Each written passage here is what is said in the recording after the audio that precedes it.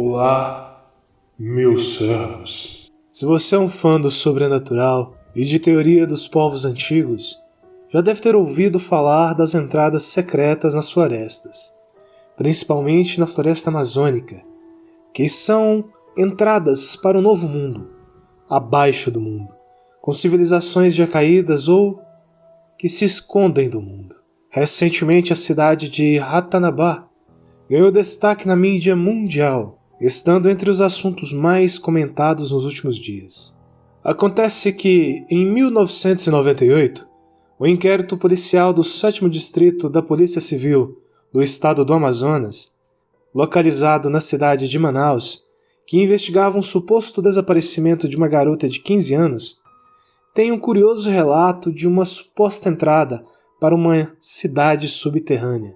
Na época dos fatos, o inquérito foi arquivado, porém o próprio delegado, Almir Costa Brandão, solicitou que um ofício fosse enviado pelo superintendente para o Exército Brasileiro para que garantissem a segurança dos moradores da região. A história que irei contar, obviamente, é adornada por mim, com pitadas de alegoria para preencher determinadas lacunas, pois só ler o relato da garota aqui seria tedioso e nada criativo, porém, seus fatos podem ser verificados, caso tenha coragem para isso. Vamos à história, então?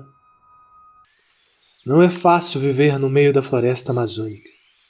Não é fácil viver longe de lá, quando já se acostumou com o som das cigarras, dos pássaros voando de uma árvore para outra, bem ao lado da sua janela. O seu ar puro, os banhos nos rios, que podem acontecer a qualquer hora, ou poder embrenhar-se no meio da mata e pegar determinadas ervas que a ciência não tem conhecimento de seu fator curativo. Mariana, nome fictício, estava deitada na canoa, flutuando, olhando para o céu, sem preocupação alguma, usando o vestido que havia ganhado de sua avó, vestido azul, com umas folhas delicadas bordadas em alto relevo à mão, na mesma cor do vestido, porém com um brilho cativante, e nem imaginava que, em alguns minutos, toda a sua vida mudaria. Sua mãe não gostava que usasse aquele vestido, a não ser para ir à igreja aos domingos, pois era o vestido novo, apesar de manter esse status há pelo menos 2 anos, mas agora era uma das poucas lembranças que tinha de sua avó, e usá-lo era como tê-la ali, coçando suas costas, até que ela dormisse. Vestiu sem que a mãe soubesse, e pegou sua tralha para ir pescar. Não era coisa de outro mundo uma mulher pescar por aquelas bandas, então sua mãe não estranhou, mas como toda mãe alertou a filha. Cuidado com o boto cor-de-rosa. A filha da Rosinha empreou esses dias dele, hein? A garota respirou fundo e se virou para a mãe respondendo. Meu professor falou que isso é história. A menina engravida porque quer e o pai não quer assumir. Ai, cria tipo, menina. Respondendo a mãe, fala pra Doralice. Nunca mais ela deixa você ir pra escola com o Jaime. E essa escola sua tá muito diferente pro meu gosto. Tá aprendendo a responder mãe agora, é? Olha, meu professor é estudado, mãe. E a Rosinha e a dona Doralice são 2 mentirosas, isso sim. Então chama ele quando a caipora aparecer, ou quando a mula sem cabeça vir na sua janela de noite. Fala para elas que o seu professor falou que elas não existem, que é coisa da cabeça, mentira dos outros. Todo adolescente se acha mais esperto que o seu pai ou sua mãe. Mariana não era diferente. Sentiu o calor da mudança com mais sensibilidade que os outros. Não conseguia aceitar que a sua mãe acreditava em coisas como lendas e histórias que eram feitas para assustar crianças. E então respondeu. Até hoje não apareceu. E essa história de vir na minha janela não cola mais, mãe. Aqui não tem nem igreja para mulher apaixonar para padre. Só tem o pastor Dercil. Que qual mulher que vai querer aquilo? Tem mais barriga que todo mundo. Tá brutinha, hein? Disse a mãe pegando uma calça do marido e alguma linha para costurar enquanto se sentava na cadeira de fio. Sabia que discutir com a mãe era tempo perdido. Mesmo assim, diariamente tentava mudar a cabeça da velha, mas naquele dia não queria discutir. Queria descansar e então se virou e foi para o rio pescar. Poucos metros separavam a casa da margem do rio Purus. um rio que nascia lá no Peru e atravessava toda a Amazônia para desaguar no rio Solimões, e em menos de 2 minutos já estava na canoa, desatando um nó e remando para o meio do rio. Aquela parte do rio era conhecida por ser mansa, muito calma em comparação às outras partes do mesmo rio, por isso a pequena comunidade de Égua Verde se assentou no lugar. Muito peixe, pouca correnteza para atrapalhar. Amarrou os anzóis em pregos enfiados na madeira da canoa e se deitou. Dali para frente era só esperar algum peixe morder a isca, o que costumava ser bem rápido. Tão logo observou um anzol tenso, puxou e de lá tirou um tambaqui médio, e em seguida o colocou no balde azul com alguma água para manter o peixe fresco. Mas o ato de pescar para a garota não era somente pegar o peixe. Voltar para casa com o peixe para o almoço era uma vantagem, mas estar ali, navegando nas águas brancas e puras do rio Purus, enquanto olhava para o céu, sentindo o leve balançar da canoa, aquilo era como um exercício de meditação é para um monge. Após jogar o anzol de volta, deitou e voltou a olhar para as nuvens e a sonhar. Sonhar com que garotas de 15 anos sonham, aquilo que tanto uma menina que mora em um prédio em São Paulo, quanto uma garota que mora no meio da floresta podem ter em comum. Garotos. Sonhava em ter a boca tocada por outra boca. Não mais que isso, só um beijo. E ao mesmo tempo que sonhava, imaginando os detalhes, temia ser como aconteceu com Sandra, que foi beijar Carlos Bento e tropeçou, batendo dente contra dente, inclusive lascando um dente da frente de Sandra, que toda vez que sorria colocava a mão na frente para que não vissem o pedaço faltando. A pequena vila de Égua Verde, que vivia não mais que 200 pessoas e dessa a maioria eram velhos, e a nova geração era formada majoritariamente por meninas, não havia muitas opções, e para os poucos que restavam, a concorrência era extremamente desleal. Muitas ofereciam aquilo que ela não se sentia preparada, pois só de imaginar um beijo já se arrepiava inteira, ao mesmo tempo que em seu estômago sentia algo se movimentar, mais que isso era bem capaz de desmaiar.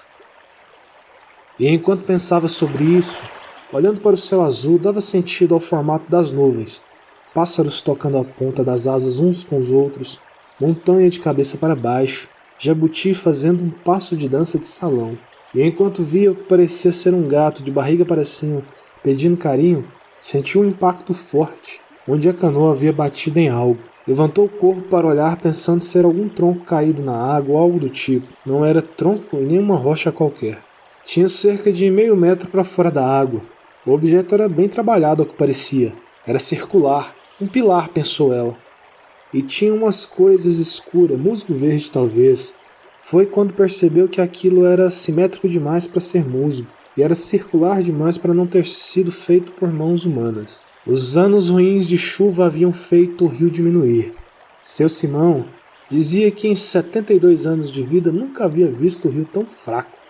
Talvez por isso, velhos segredos do rio Purus surgissem. Olhou o pilar com atenção e acabou por jogar uma corda em volta dele, assim poderia analisar ele e continuar a pescar. Curiosa, juntou os cabelos com a mão e aproximou o rosto da água para ver se havia algo mais detalhado lá embaixo, bem no fundo. Olhou por alguns segundos, mas não viu nada. Então voltou seu olhar para o topo do pilar. Lá havia um encaixe de uma mão, só que para uma mão muito grande, maior do que a dela, ou a de um adulto normal, e por curiosidade colocou a mão direita em cima, encaixando-a. Espalmou seus 5 dedos, que ficaram pequenos para o grande espaço, e notou que não era bem uma mão, ou talvez fosse. Contou 1, 2, 3, 4, 5, 6 dedos.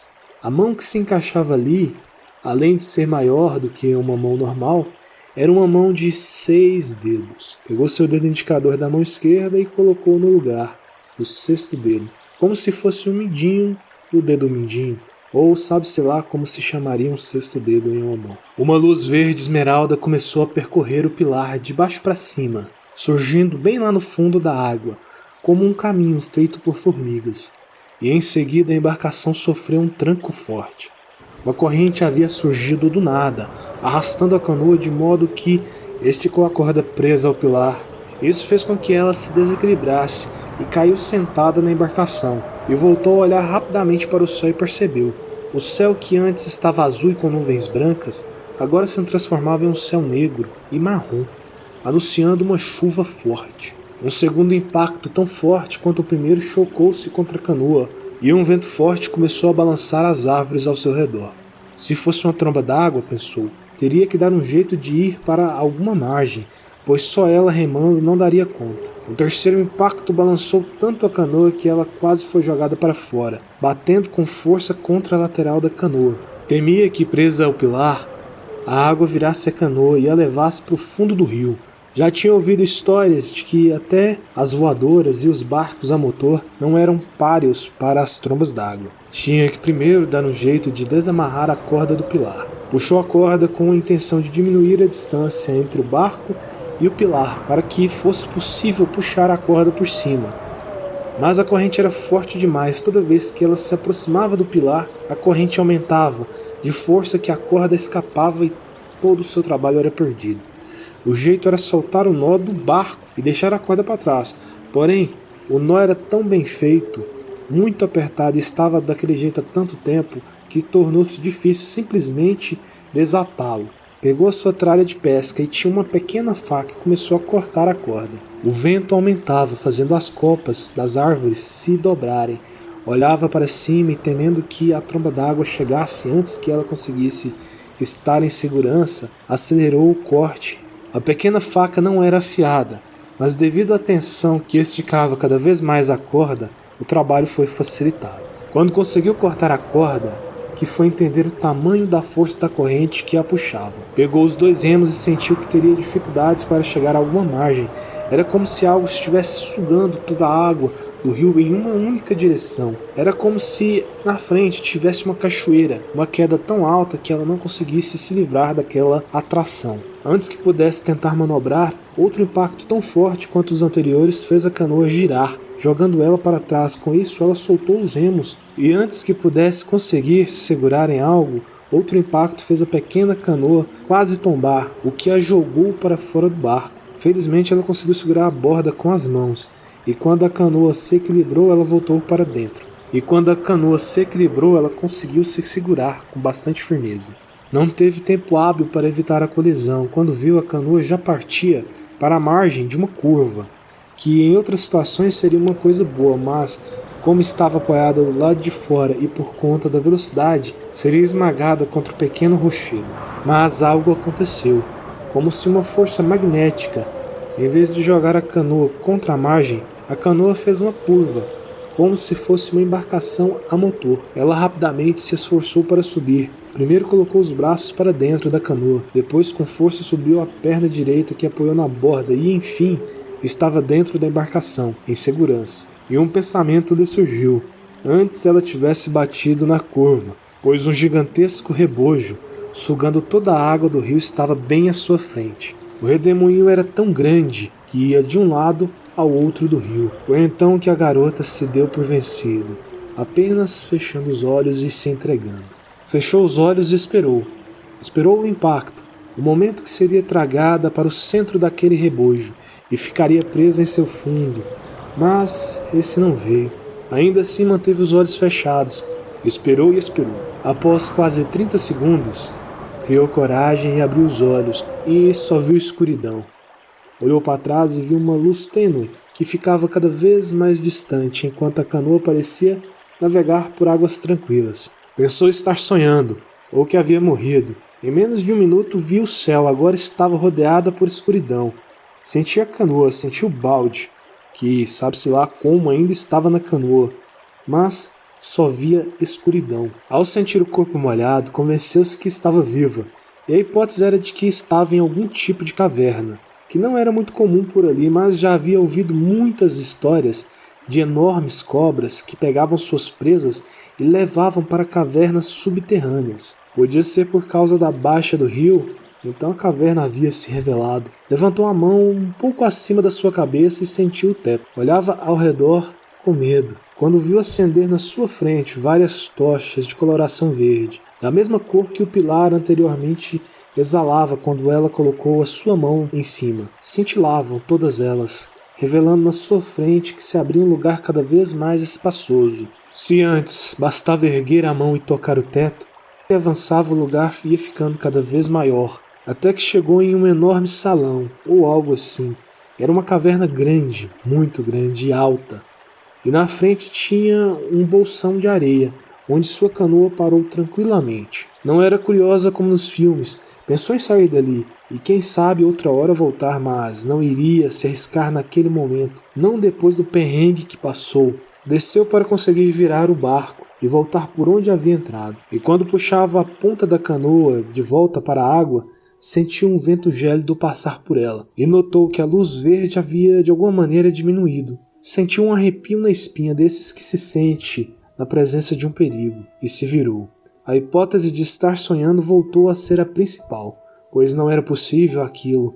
Talvez tivesse batido a cabeça e tivesse enlouquecido, mas mesmo assim. Na frente viu um homem gigantesco, de olhar duro e mandíbula fechada com tanta força como se tivesse algo dentro da sua boca que ele não pudesse deixar escapar de maneira alguma. Trajava um tipo de saia que ia até o joelho, com adornos brancos e verdes, e na cabeça tinha o que parecia um capacete verde esmeralda, mas que não tampava o seu rosto, apenas emoldurava, e deu para ver algumas penas, e em sua mão uma enorme lança dourada reluzia. Já havia visto muitos indígenas, convivia com vários em sua escola, mas aquele ali não era um índio, talvez nem humano. Calculou que o sujeito tinha 3 vezes o seu tamanho, o que lhe dava pelo menos uns 4,5 metros de altura. Como se não bastasse, seu olhar era de inimizade pura, como se o ato dela estar ali fosse uma afronta suficiente e motivo para que ele a matasse imediatamente. Sentiu suas pernas começarem a bambear e ela torceu por aquilo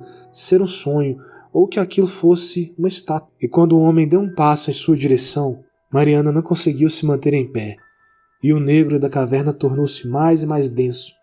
E enquanto ela caía, percebeu que estava urinando de medo, e sorriu, pois como estava toda molhada, aquilo não faria diferença alguma.